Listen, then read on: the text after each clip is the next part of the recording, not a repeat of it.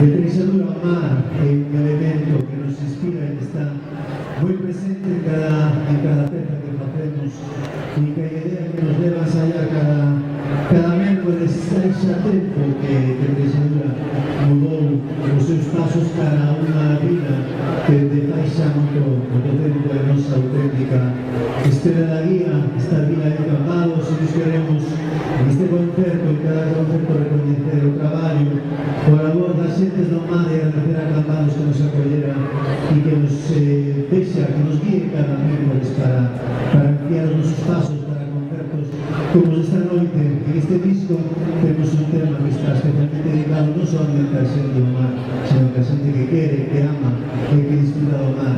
Esta é a nosa particular homenaxe para eles, esta é a estrela da guía.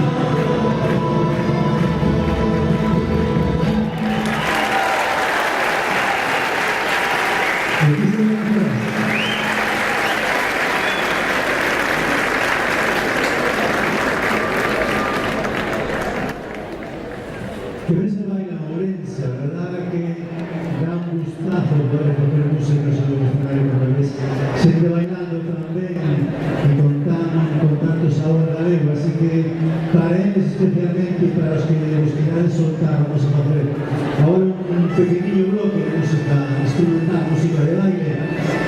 Antes de ese bloque vamos a hacer una foliada cargada de fuerza, cargada de energía, de fuera de suelos. Y esta fuerza y esta energía que despliega esta foliada queremos esta noche transmitirla, hacerle llegar a una gente que está peleando por algo tan importante como a educación de nuestro país.